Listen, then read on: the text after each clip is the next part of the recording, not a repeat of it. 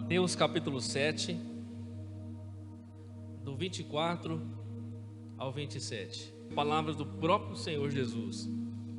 Ele disse assim: todo aquele, pois, que escuta estas minhas palavras e as pratica, assemelhá-lo-ei ao homem prudente que edificou a sua casa sobre a rocha. E desceu a chuva, e correram os rios, e assopraram os ventos, combateram aquela casa, e não caiu, porque estava edificada sobre a rocha. E aquele que ouve estas minhas palavras e as não cumpre, compará-lo-ei ao homem insensato que edificou a sua casa sobre a areia. E desceu a chuva, e correram os rios, e assopraram os ventos, e combateram aquela casa, e caiu, e foi grande a sua queda. Amém?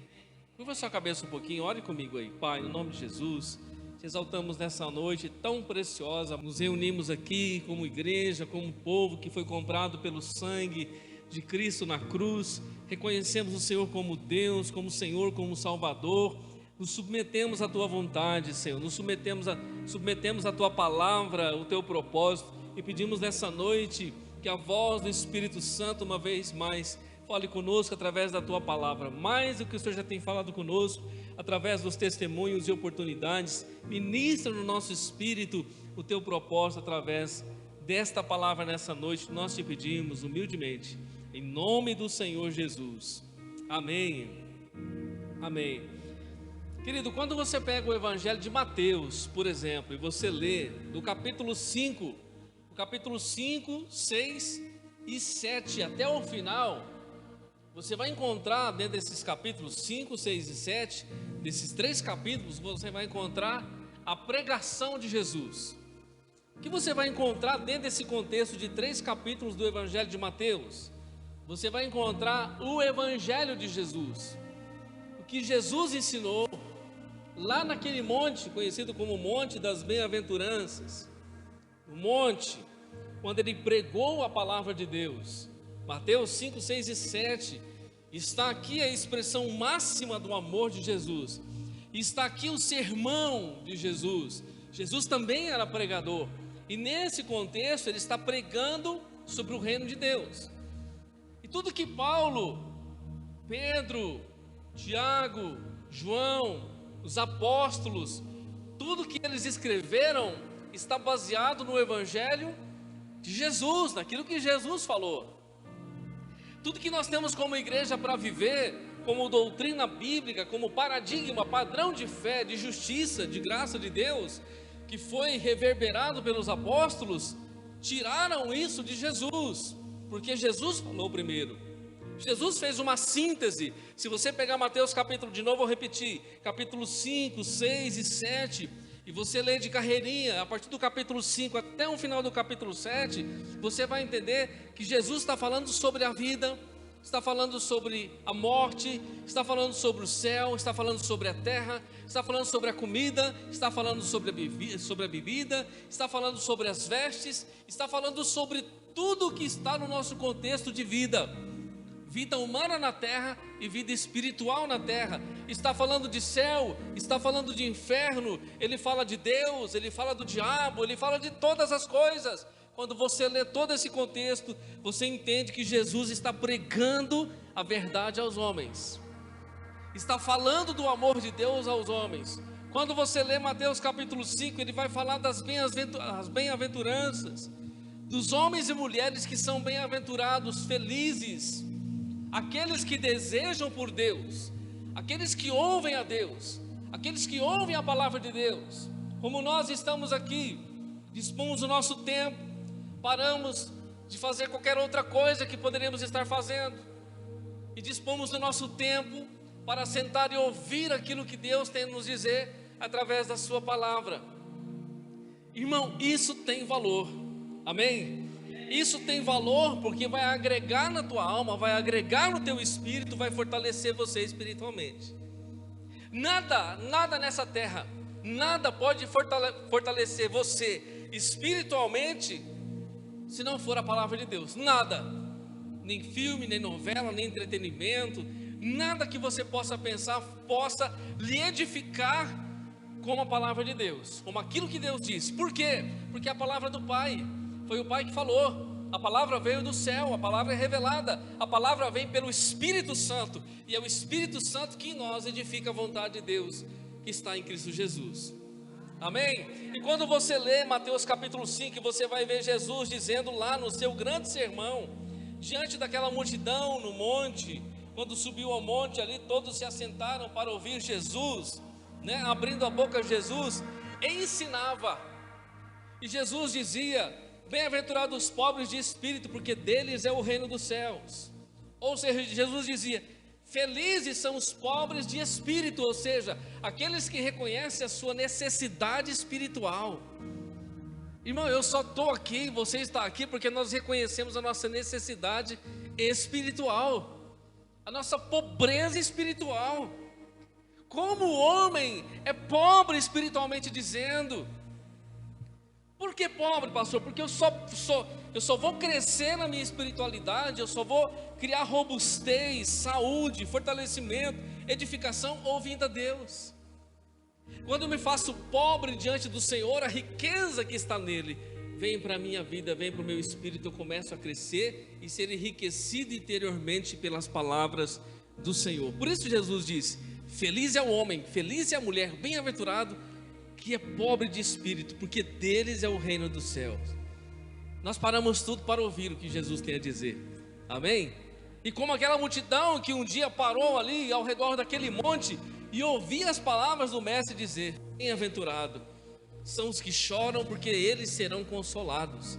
E assim por diante, Jesus vai falando: bem-aventurados mansos, bem-aventurados que têm fome e sede de justiça, e assim por diante vai lançando as suas bem-aventuranças para aqueles que dão ouvido às verdades espirituais. Irmão, nós somos edificados. Eu vou mostrar para você na Bíblia que a nossa vida está em construção. Do dia que nós saímos do ventre da nossa mãe até o dia da nossa morte, nós estamos em construção. A nossa vida não acabou, a construção não parou. Enquanto estivermos na terra, estamos em construção espiritual.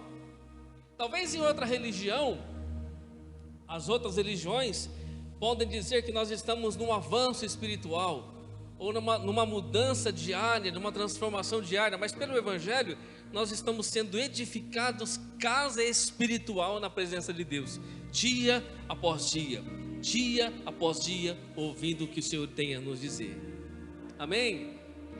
Quando ouvimos as bem-aventuranças, ou seja, Jesus dizer que aqueles homens e mulheres são felizes porque estão ali dando vazão a Deus, entendemos que todos nós somos pobres de espírito e precisamos buscar o Senhor.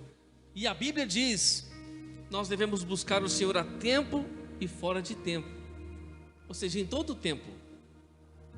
Dentro do mesmo contexto e do mesmo sermão e pregação, ainda em Mateus capítulo 5, versículo 13 ao 16, Jesus vai falar que os seus discípulos são o sal da terra e a luz do mundo. Está tudo dentro da mesma fala, dentro do mesmo contexto. Os seus discípulos são o sal da terra e a luz do mundo. Que figura é essa? Sal. Por que sal?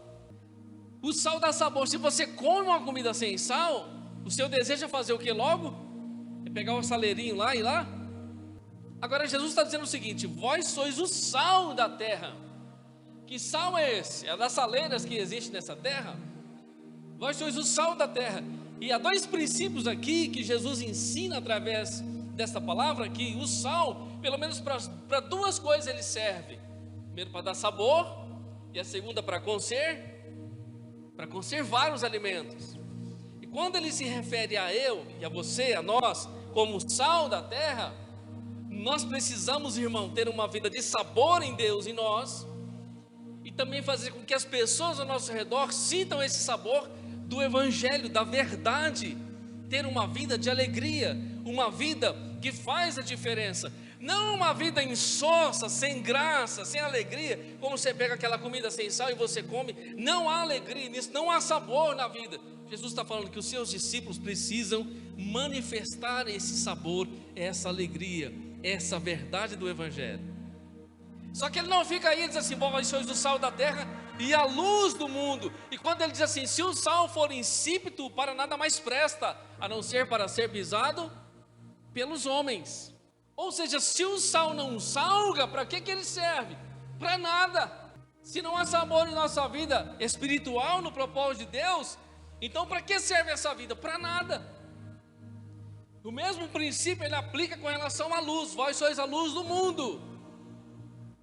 E se eu pegar essa luz e colocar debaixo da mesa, debaixo do banco, para que ela serve? Não serve para nada. Jesus não disse: não se pega o candeeiro, a lâmpada, e coloca debaixo do alqueire, da mesa ou do cesto, mas coloca sobre, no alto, na casa, para que ela ilumine a todos que estão na casa. Então Jesus usa esses dois exemplos dentro da sua pregação, dizendo que eu e você, como discípulos, devemos ser o sal da terra e devemos ser a luz do mundo. E de vez em quando, irmão, eu vou dizer para você, há momentos em nossa vida que nós devemos usar esse sal e ser esse sal, muitas vezes em nossa casa, em nossa família. Mesmo que de vez em quando você salga um pouco. Não estou falando da comida agora, falando da pregação do Evangelho, do seu testemunho, da sua vida com Deus. Mesmo que muitas vezes você é redundante, falando muitas vezes de Jesus, até importunando muitas vezes alguém do seu lado. Você está salgando, irmão, está salgando. Vai chegar uma hora que essa pessoa vai querer beber água. A água está no mesmo lugar do sal, irmão. Quanto mais você salga, mais dá vontade de beber água, e a pessoa vai querer beber água, e você tem água para oferecer também. Amém? Não se esqueça de manifestar esse sal e de brilhar por onde você passar, porque Jesus já nos deu o Espírito Santo, que é a luz de Deus em nossas vidas. Amém? Dentro do mesmo sermão, Jesus está pregando. Jesus está no monte e está falando todas essas palavras. Dentro do mesmo sermão, Jesus vai falar do cumprimento da lei e dos profetas, daquilo que foi profetizado, daquilo que lá atrás fazia menção ao Salvador, ao Messias que viria. Jesus disse que ele era o cumprimento da lei e dos profetas, e que ele não veio para abrogar, mas para cumprir a lei, como ele cumpriu a lei toda. Ele foi a manifestação real da lei de Deus, verdadeira da lei de Deus. E ele mostrou o real sentido aqui na sua pregação. Dentro do mesmo sermão, Jesus continua falando e mostrando princípios espirituais. Deixa eu falar 3 para você aqui. Está lá em Mateus capítulo 6, a partir do versículo 1. E aqui ele vai falar da esmola, da oração e do jejum. São 3 princípios espirituais que Jesus ensinou aqui: esmola, oração e jejum. Você dá esmola? Ah, pastor, não pode dar esmola porque você fica aumentando a mendicância, você fica incentivando os noias, você fica incentivando o cara a continuar na bebida. Ou nós vamos ouvir o que a sociedade diz, ou nós vamos ouvir o que Jesus disse. O que a tua mão direita faz, a tua esquerda não precisa saber. A Bíblia diz assim: dá quem te pede, não negues. Ah, mas esse cara vai beber pinga. Irmão, não é com você esse problema. Não é com você. Por várias vezes aconteceu isso comigo. O cara chegou em mim, você sabe que ele já está meio mais para lá do que para cá. Você sente aquele cheiro, aquele odor que não é agradável do álcool. Aí ele pede um dinheiro. Aí eu falo assim: o que você está precisando? Você está com fome? Não, me arruma um trocadinho aí. Eu falei: vamos ali comprar uma marmita então. Não, eu quero o dinheiro. Ele quer o dinheiro para beber. E aí, dou ou não dou? E agora? Vou pegar o meu rico dinheirinho e vou dar o dinheiro para ele beber? Irmão, preste atenção numa coisa: o que a pessoa vai fazer daquele momento que você deu a sua esmola para lá, não é com você. A gente tem essa ideia de que não, eu não vou fazer isso, porque se eu faço isso, eu estou incentivando. Jesus disse: o princípio espiritual está dentro da mesma palavra, o princípio espiritual. Deixa eu mostrar para você, irmão. Abra sua Bíblia em Mateus capítulo 6, versículo 1. Não, versículo 3 e 4. Olha o que Jesus falou. Eu prefiro ficar com o que Jesus ensinou. Mateus 6, 3 e 4. Mas tu, quando deres esmola, não saiba a tua mão esquerda o que faz a tua direita, para que a tua esmola seja dada ocultamente, e teu pai que vem em secreto te recompensará publicamente. Quando você dá esmola, você recebe recompensa de Deus, você faz particular, ajuda a pessoa, seja ela dependente de alguma coisa ou não, você ajuda a pessoa e Deus te recompensa publicamente. Deus te abençoa publicamente. O que você está fazendo para um próximo seu, não importa a condição dele. Se veio até você e pediu a sua ajuda, e se você pode ajudar, você ajuda. Entendeu? Aí Jesus está ensinando esse princípio.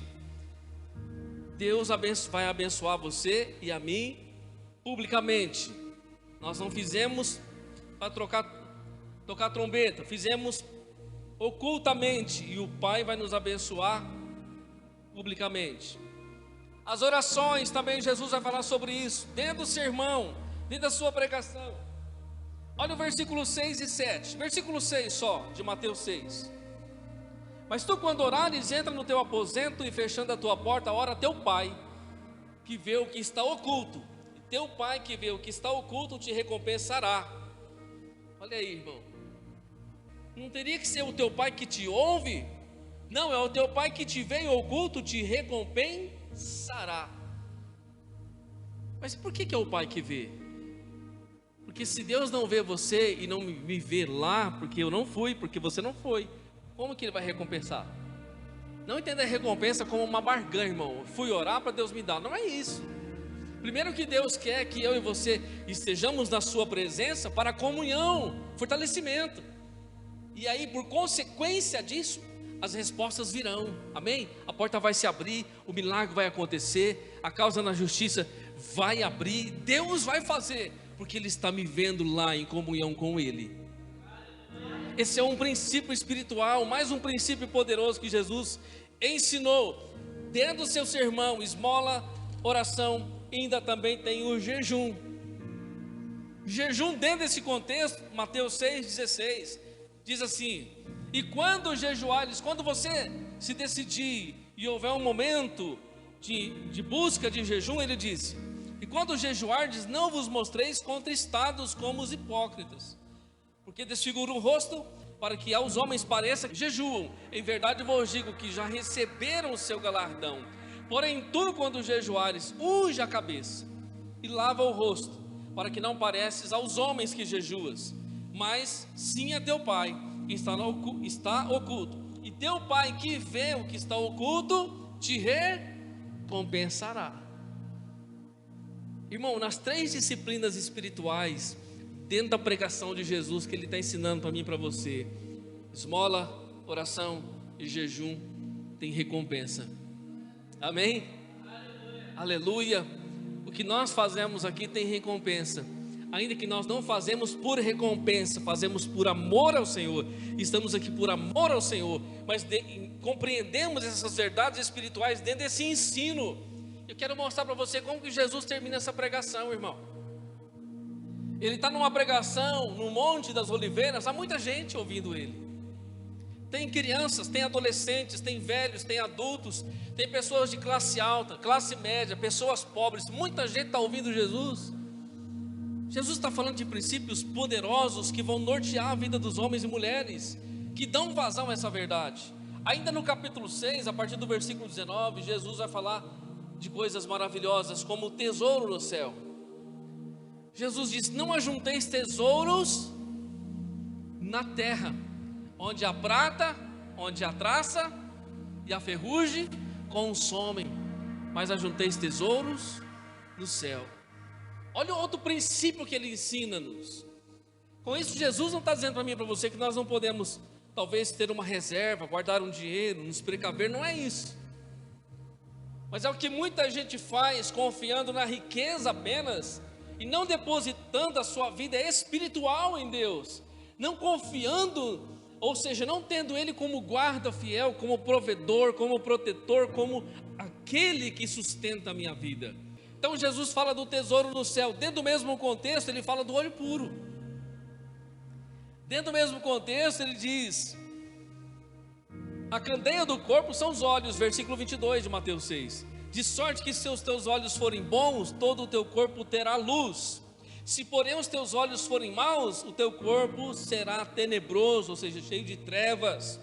Se portanto a luz que há em ti são trevas, quão grandes serão tais trevas? Aí está falando das janelas da alma, onde entra todas as coisas, onde a nossa percepção sensorial, espiritual, são os nossos olhos. É aqui que entra todas as informações que vão muitas vezes reger a nossa alma e o nosso espírito, se nós não estivermos pautados aqui nessa verdade. Dentro da mesma pregação, Jesus fala dos dois senhores. Lembra dos dois senhores? Ninguém pode servir a dois senhores. Ou você ama e serve a um, e odeia e aborrece ao outro. E aqui no contexto de dois senhores, ele está colocando Deus como o Senhor máximo, e está colocando o poder dessa terra, poder monetário, vil metal, aonde o maligno se envolve para enredar os homens e roubar os homens de Deus. Eu sei que você já ouviu, em algum momento da sua vida, eu já ouvi isso, de homens dizer assim: o meu dinheiro é o meu Deus. Tem gente que diz isso com muita força na sua alma, e é o que Jesus está dizendo: ninguém pode servir a dois senhores. Ou você serve a Deus, ou você serve ao sistema, ou você serve o seu prazer, a sua condição apenas. Não tem como servir esses dois. Aliás, a nossa vida financeira, o nosso dinheiro, as nossas condições devem estar sujeitas a Deus, e não ao contrário, irmão. Se for o contrário, alguma coisa está errada. Tudo tem que estar sujeito a Deus, e a nossa vida principalmente. E aí Jesus está ensinando isso dentro do seu sermão. Ainda no capítulo 6, Jesus vai falar de algo muito importante, hoje como já era lá atrás. Jesus vai falar da ansiedade. Tem alguém ansioso aqui? Irmão, a gente nasce ansioso, vive ansioso. Isso é da natureza humana. Não tem um ser humano que não tem ansiedade. Não estou falando como doença, irmão, porque tem ansiedade, é doença que deixa a pessoa fora de si. Mas a ansiedade natural da vida, das coisas, das necessidades, do dia a dia. Mas Jesus vai ensinar também princípios sobre isso dentro da sua pregação, dizendo: não andeis ansiosos por coisa alguma. Faz comparação com os pássaros, faz comparação com as plantas, colocando eu e você diante das coisas naturais, e mostrando que, olhando para as coisas naturais que são sustentadas por Deus, uma rosa, uma planta, um lírio do campo que é sustentado por Deus, um pássaro que é sustentado por Deus. Ele diz: será que o vosso Pai não abençoará muito mais a vós? Não cuidará muito mais de vós, homens de pequena fé? Jesus ainda diz. E lá no finalzinho aí do Mateus capítulo 6, Jesus vai dizer que nós devemos buscar o reino de Deus e a sua justiça, e todas essas coisas vos serão acrescentadas. Que coisas? A comida, a bebida, a roupa, as necessidades serão supridas. Ah, pastor, então eu vou ficar igual um passarinho de boi e vai vir tudo na minha mão. Não, irmão, você vai continuar vivendo, você vai fazer o que tem que fazer, e a bênção de Deus vai ser sobre a sua vida. Deus vai prover, não vai faltar nada, o Senhor é contigo. Amém? Deus está com a mão conduzindo. Por quê? Porque você está dando vazão ao propósito dele. Dentro do mesmo, você está entendendo o que Jesus está falando, irmão? Se fosse para pregar esse sermão aqui com detalhes, teria que dividir isso aqui pelo menos umas 5 séries para a gente poder falar. Mas eu estou fazendo um resumo aqui do que Jesus disse. Jesus vai falar também dentro desse mesmo contexto de um hábito que às vezes nós temos e não deveríamos ter como filhos de Deus: o hábito de julgar os outros. Às vezes a gente julga no pensamento, irmão. No pensamento você julga o seu irmão, julga o seu próximo. Jesus vai falar sobre isso também. E sabe o que Jesus disse? Não julgueis para que não sejais julgados. Se eu julgo, eu posso esperar julgamento, porque o julgamento não deve proceder da minha parte. Eu não sou perfeito, você não é perfeito. Então, só julga quem é perfeito. Aqui falando de coisas espirituais. Deus é perfeito para julgar cada um de nós. Jesus disse: não julgueis para que não sejais julgados, porque com o juízo que julgares sereis julgados. Eu estou lendo o capítulo 7 agora de Mateus, versículo 1. E com a medida com que tiveres medido, vos hão de medir a vós.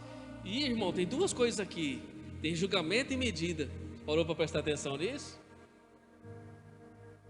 Tem julgamento e medida. Não é só o julgar, é o tamanho do julgamento, é a medida que se julga, o tanto que julgou, o tanto que informou, que falou, que colocou. Então é o julgamento e a medida. E com a mesma medida que você tem medido, hão de medir a vós. Aí Jesus disse assim: por que reparas tu no argueiro que está no olho do teu irmão e não vês a trave que está no teu olho? Irmão, é pra gente isso aí, é pra mim e pra você. Eita Deus poderoso. Hoje tem milagre, irmão, nessa noite. Glória a Deus.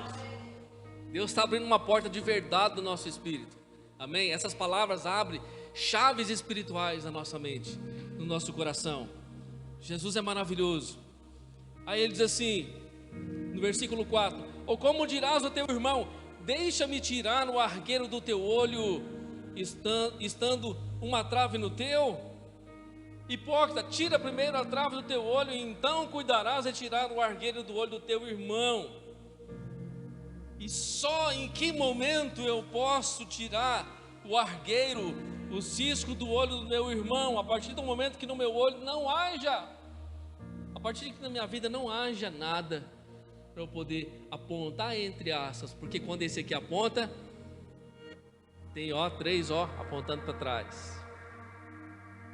Ensinamento do mestre para as nossas vidas, dentro do mesmo contexto ainda do seu ensinamento, da sua pregação. Jesus vai falar da bondade de Deus. Olha o que ele diz aí no versículo 7 do capítulo 7: pedir, dá-se-vos-á, buscar, encontrareis, batei e abrir-se-vos-á. É o que nós fazemos todo culto, irmão, toda oração, toda intercessão, toda adoração. Você pensa que é só no momento que nós oramos, que nós estamos pedindo? Não. No momento que você está adorando, você também está pedindo. No momento que você está adorando, você também está intercedendo. Pedir, dar-se-vos-á, buscar, encontrareis, bater e abrir-se-vos-á. Se eu peço, vai vir resposta. Se eu busco, eu vou encontrar. Se eu peço, eu vou receber. Se eu busco, eu vou encontrar. E se eu bater, vai se abrir. Aleluia. Vamos voltar um pouquinho atrás. Com quem Jesus está falando aí? O discípulo que é luz no mundo, que é sal da terra, e alguém que tem aliança com Ele, que está ouvindo a palavra dEle dia após dia, que tem compromisso com a fé e com o evangelho da verdade. Não tem como essa porta ficar fechada, irmão. Não tem como essa resposta não vir, irmã. Não tem como a resposta de Deus, o seu pedido não ser respondido. Não tem como Deus não dar para você. Se há compromisso diante dessa palavra, dessa verdade, a resposta é verdadeira do Senhor, amém?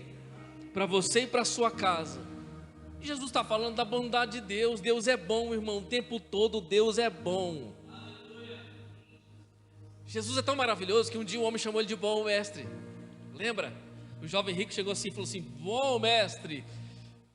Jesus deu um pito nele, falou assim: bom é Deus. Ainda que Jesus é bom, sempre bom. Mas Jesus nem quis pegar o título de bom, falou assim: bom é Deus. recusou ser chamado de bom, sendo ele toda bondade e perfeição. Ele recusou ser chamado e falou assim: bom é meu Pai que está nos céus, bom é Deus.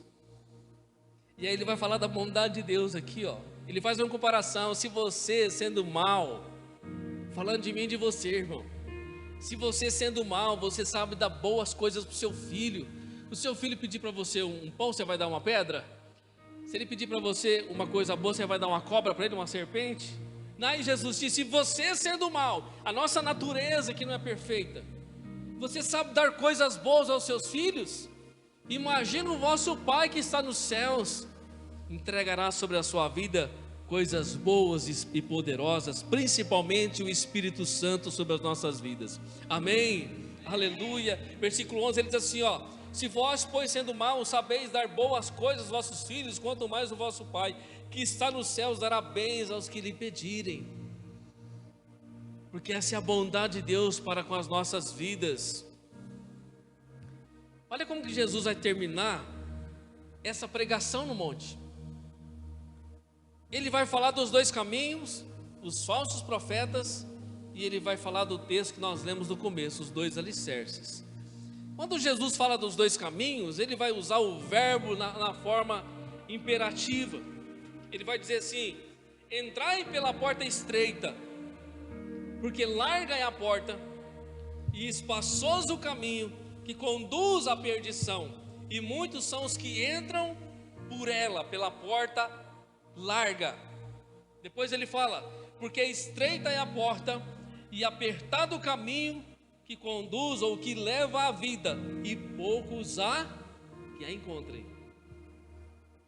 E deixa eu falar para você, irmão, essa porta está aberta aqui nessa noite. A porta aqui, ela não é tão apertada assim, irmão. Não é tão apertada assim, não é tão difícil de entrar. O problema é que às vezes a pessoa entra e quando ela escuta o que Deus tem a dizer, ela não quer mais. Porque aí parece que a porta fecha, parece que o caminho se torna tão estreito para caminhar nele. Mas deixa eu falar para você, esse caminho e essa porta é o que conduzem ao céu. Fora desse lugar, irmão, é perdição que Jesus falou. Por isso que Jesus, como que Deus é maravilhoso, irmão? Jesus disse assim: entrai pela porta estreita. Ele já dá a dica: entrai pela porta estreita, porque larga é a porta, espaçoso o caminho e conduz à perdição, e muitos são os que entram por ela. Irmão, se nós sairmos do culto aqui, fomos nesses locais que tem bailes por aí, ou que tem baladas, tem fila para entrar, irmão. E as pessoas pagam caro para entrar. Nos inferninhos da vida, eles pagam caro para entrar. Nas portas largas tem muita gente entrando, pagando ainda por ela. Mas na porta estreita e no caminho apertado, ninguém quer andar. Só que esse caminho, essa porta, é o que conduz ao céu. Esse outro ambiente vai levar a pessoa para a perdição eterna. Peraí, como que Jesus está terminando o seu sermão? Jesus está terminando com uma oração de bênção, e está fazendo milagres, e está prometendo chave de carro, e falando coisas extraordinárias? Não, ele está terminando o sermão assim, irmão. Ele está terminando o sermão assim. Depois de tudo que você ouviu, as verdades espirituais que ele falou, ele está terminando o seu sermão assim, falando de uma porta e de um caminho que os homens não querem entrar e não querem caminhar. E ele continua falando mais ainda. Ele fala assim no versículo 15: acautelai-vos dos falsos, porém dos falsos profetas. Olha aí: que vêm até vós vestidos como ovelhas, mas interiormente são lobos devoradores. Pelos seus frutos os conhecereis. Porventura colhem uvas dos espinheiros ou figo dos abrolhos? Assim toda árvore que produz bom fruto, assim toda árvore boa produz bons frutos, e toda árvore má produz frutos maus. Não pode a árvore boa dar maus frutos, e nem a árvore má dar frutos bons. Toda árvore que não dá bom fruto, corta-se e lança-se no fogo. Portanto, pelos seus frutos os conhecereis. Ah, mas aquele irmão, aquele pastor, aquela pastora revela até o RG, o CPF, revela tudo, revelou a minha vida toda, leu a minha mão de trás para frente, frente para trás, leu tudo, foi como um raio-x na minha alma, falou tudo. É de Deus, hein? Aí recebeu o dom, é um profeta, uma mulher, um homem de Deus. Aí quando você olha para a vida dele e para a vida dela, é trambiqueiro, adúltero, mentiroso, enganoso, enganosa. Pastor, mas como assim? Como que pode uma pessoa dessa, praticamente um ímpio, fazendo tudo isso e profetizando? Dom, irmão. Deus dá o dom, e a Bíblia diz que o dom de Deus é sem arrependimento. Deus dá o dom, e o dom que Ele deu, ninguém toma. E muitas vezes pessoas estão no pecado, usando o dom de Deus e revelando. Aí Jesus disse assim: é pelo dom então que nós conhecemos as pessoas? Não é pelo fruto, é pela vida, é pela prática do Evangelho da verdade. Se a pessoa está na justiça ou se ela está na mentira, se ela está na fé ou se ela está no medo, na injustiça, onde que ela está? Por isso nós olhamos para a vida do profeta, para a vida do homem e da mulher que se diz de Deus, e não para o dom que ele está profetizando. Ah, mas então o Espírito Santo aprova o erro? Não, não aprova, porque essa pessoa vai ser lançada no lago de fogo, com dom e com tudo, porque deixou de fazer a vontade de Deus, fazendo a sua própria vontade, profetizando e falando isso, aquilo, mas vivendo no engano. O que Jesus disse aí, irmão? Palavra de Jesus, eu não estou inventando nada, está aqui, ó. E Jesus falou: acautelai-vos, porém, dos falsos profetas, que vêm até vós, vestido como ovelhas, mas interiormente são lobos devoradores. Está falando do interior dessas pessoas, está falando de quem elas são interiormente. O dom a pessoa tem, irmão, o que tem de gente revelando por aí, revelando tanta coisa, e tem coisa que até é de Deus. Eu vou falar para você, eu não vou falar assim, não é de Deus. Tem coisa que até é de Deus, irmão, porque o dom quem dá é Deus. Mas se a pessoa se desvia do propósito espiritual com ele pode até ser usado por Deus, mas ele vai se ver na mão de Deus. Amém? Então não se engane. Jesus disse: não se engane, acautelai-vos dos falsos profetas. Agora olha só o próximo versículo aí mesmo, versículo 21 do capítulo 7, para fechar o que eu estou falando aqui. É final de sermão, Jesus está terminando a sua palavra. Ele não está terminando a palavra, irmão, orando e abençoando, não. Nem todo que me diz Senhor, Senhor entrará no reino dos céus, mas aquele que faz a vontade de quem? De meu Pai que está nos céus. Nem todo que me diz Senhor, Senhor, Jesus, meu Deus, meu Senhor, nem todo que me diz Senhor, Senhor entrará no reino dos céus. Olha a entrada no ambiente da eternidade, mas aquele que faz a vontade, e aí é vida prática, a vontade do meu Pai. Quando nós oramos o Pai Nosso, nós dizemos o quê? Pai nosso que estás no céu, santificado venha o teu nome, seja feita a minha vontade, seja feita a tua vontade, assim na terra como é no céu. Eu invoco o reino, para que o reino de Deus venha e a vontade de Deus aconteça na minha vida, aconteça por minha vida e aconteça na terra como ela acontece no céu. Deus é bom, irmão, tudo que Deus faz é bom. Aí Jesus disse: nem todo que me diz Senhor, Senhor. Tem muita gente dizendo Senhor, Senhor, mas não faz a vontade de Deus. Versículo 22, muitos me dirão naquele dia. O dia está maiúsculo na sua Bíblia? Tá? É o dia da volta, é o dia que Jesus vai aparecer, é o dia que Jesus vai prestar conta, irmão. Muitos me dirão naquele dia, palavra de Jesus, olha aí: Senhor, Senhor, não profetizamos nós em teu nome? Olha aí, profetizou em nome de Jesus. E em teu nome não expulsamos demônios? E em teu nome não fizemos muitas maravilhas? Irmão, profetizar em nome de Jesus, expulsar demônio, fazer maravilhas. O que é maravilha? O que é maravilha diante do reino de Deus? A pessoa não tem braço, surge um braço, maravilha. Não fizemos maravilhas em teu nome? Então lhes direi abertamente, versículo 23, nunca vos conheci, apartai-vos de mim, vós que praticais a iniquidade, vós que praticais o pecado. Meu Deus, pessoas fazendo a obra de Deus, pessoas profetizando, pessoas curando, homens e mulheres fazendo maravilhas. Jesus não conhece essas pessoas. Como que Deus conhece eu e você, irmão? É pelos dons que nós temos? Não, é pelos frutos que nós damos. Amém? Pelos frutos que nós damos, pelas almas que nós ganhamos, pelo amor que nós manifestamos, pela verdade que nós vivemos, pela fé que nós temos nele, pelo compromisso que nós temos no reino. Irmão, essa palavra aqui é uma palavra totalmente bíblica. Não se escuta mais nada sobre isso nas igrejas.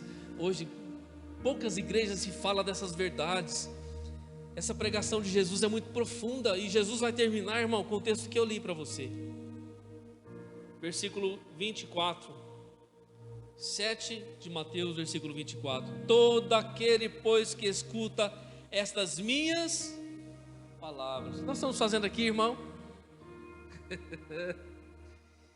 Eu sempre digo assim, ó, ouvir é uma coisa, escutar é outra. Eu posso até ser bobo falar isso, porque parece que é a mesma coisa, né? Ouvir é uma coisa, escutar é outra. Eu sempre faço a comparação assim, ó. Estamos escutando aqui nessa noite. Estamos parados, sentando, ouvindo e escutando. Estamos escutando, estamos remoendo em nosso interior, ouvindo, pensando. Então estamos escutando. Ouvir, você ouve o carro de som, irmão, o carro do ovo que passa lá. De vez em quando passa o carro de ovo lá e você ouviu, passou. Agora nós estamos escutando, irmão.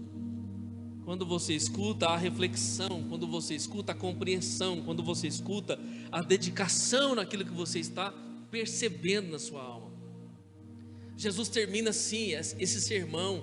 Ele termina esse sermão dessa forma: todo aquele, pois, que escuta estas minhas palavras e as pratica, assemelhá-lo-ei ao homem prudente que edificou a sua casa sobre a rocha. E desceu a chuva, e correram os rios, e assopraram os ventos, e combateram aquela casa, e não caiu, porque estava edificada sobre a rocha. Então, percebe aqui que Jesus termina o seu sermão, e diz assim: todo aquele, pois, que escuta essas minhas palavras e as pratica. Porque não adianta, irmão, eu estar na igreja, não adianta eu ser igreja, não adianta eu ter a Bíblia, ler a Bíblia, ouvir a pregação e não praticar. Não adianta. E essa prática vai falar do quê? Vai falar de uma estabilidade, de uma firmeza, vai falar de uma rocha, vai falar de uma firmeza na minha vida, no meu caráter, no meu caminhar, no meu viver. Aquele que escuta as minhas palavras e as coloca em prática. Eu vou comparar esse homem, essa mulher, com um homem e uma mulher prudente, que pegou a sua casa espiritual e edificou sobre a rocha, um local inabalável, um local indestrutível, a rocha que é a própria presença dele, e colocou a sua vida em Deus, a sua casa em Deus. Todas as suas reservas estão no Senhor, em segurança. Aí ele fala assim: assopraram os rios. Quando eu leio esse texto, eu sempre lembro daquela historinha lá, irmão. É bobo também, mas é ilustrativo. Lembra a historinha do lobo mau? Os 3 porquinhos e o lobo mau? Oi? Isso. Olha só, irmão, olha só a didática disso. A gente já é velho, não é? Já tem uns 47 anos. A gente escutava isso, era pequenininho. Os 3 porquinhos, lobo mau. Aí um porquinho tinha casa de palha, o outro tinha casa de madeira, e o outro tinha casa de pedra, de alvenaria. Aí o lobo mau, irmão, o lobo mau está nesse mundo, viu? Você está pensando que é historinha para criança? Essa historinha é para adulto também, irmão. O lobo mau está rondando aí. O lobo mau é o lobo mau mesmo. É do mesmo lado da Chapeuzinho Vermelho. É o mesmo lobo mau, irmão. É o lobo mau. Aí ele vai atrás dos porquinhos, ele assopra na casa de palha, a casa se desfaz. Os porquinhos correm e vão para a casa do outro de madeira. E está na Bíblia. Tudo isso aqui, irmão, que eu estou falando para você, eu posso ler o texto, não do porquinho do lobo mau, mas já está aqui, a gente pode contextualizar. Aí eles correm para o porquinho que tem a casa de madeira. O lobo mau vai lá, assopra a casa de madeira, a casa se desfaz.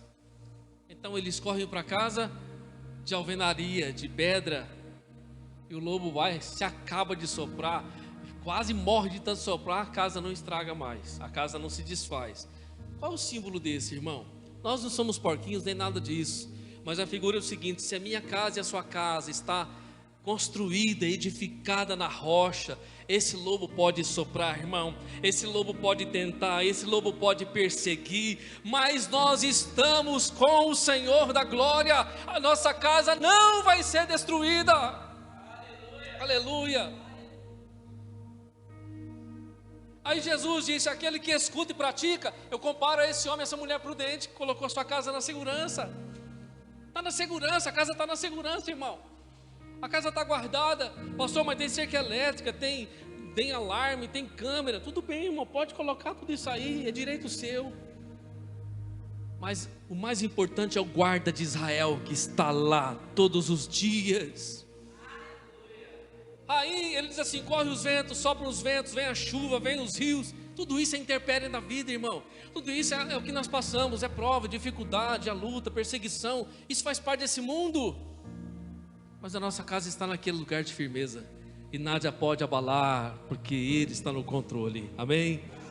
Só que preste atenção, e aqui eu termino. Jesus disse assim: porém todos aqueles que escutam estas minhas palavras e não as praticam, eu comparo ele e ela a um homem, uma mulher imprudente, insensato, que edificou a sua casa sobre a areia. Sopraram os ventos, veio a chuva, veio os rios, combateram aquela casa, e ela caiu, e foi grande a sua queda. Como que Jesus termina o seu sermão? Falando dessas verdades espirituais. Aí as pessoas que estavam ouvindo disseram assim, se você ler o texto aí, olha, está aí na Bíblia. As pessoas que estavam ouvindo disseram assim, no capítulo 7 e no versículo 28. E aconteceu que, concluindo Jesus esse discurso, ou essa pregação, a multidão se admirou do seu ensino, da sua doutrina, porquanto os ensinava com autoridade e não como os escribas, porque os escribas eram hipócritas, falsos, os fariseus também, mas Jesus ensinava com verdade, com autoridade, e as pessoas ficavam admiradas das palavras do Senhor. Amém? O que Deus está falando para mim e para você nessa noite, irmão? Escutar e praticar. Escutar e praticar. O que? O que Jesus disse. Isso vai ser o que, irmão? Vai ser saúde espiritual, vai ser saúde emocional, isso vai ser cura, vai ser milagre, vai ser porta aberta, isso vai ser saúde e edificação espiritual. A tua casa se torna uma casa inabalável. Amém? Estamos em construção, não se esqueça. Estamos em construção, dia após dia.